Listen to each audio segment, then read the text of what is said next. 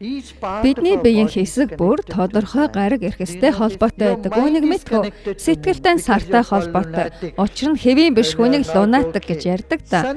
Нар бидний сүнс, оршихуй болон нүдтэй холбоотой. Санчир гариг шүд болон ястай холбоотой. Ээлэг ангар гаригтай холбоотой. Ангар гариг мөн тодорхой амьтан, өнгө, ургамлын үртэй холбоотой байдаг. Бархас байд гариг мэргэн ухаан, ухамсар, ухаарал болон хамартай холбоотой. Ангаах одон зурхай гэдэг зүйл байдаг. Энэ талаар сонсч ирсэн үү? Одон зурхай зөвхөн хувь тавилан, ажилд орох уу, эсвэл ажлаа алдах уу, гэрлэлтэн бүтгүү үгүй юу гэдгийг хэлдэг төдий биш.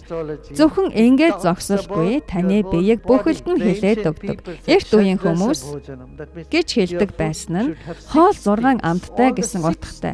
Бүх 6 амтыг ашиглах нь бие махбодод хэрэгтэй. Учир нь биеийн хэсэг бүр тодорхой долгион, тодорхой ургамал, үр тариа, макрокосмик төвшөнд тодорхой гаригуудтай холбоотой байдаг.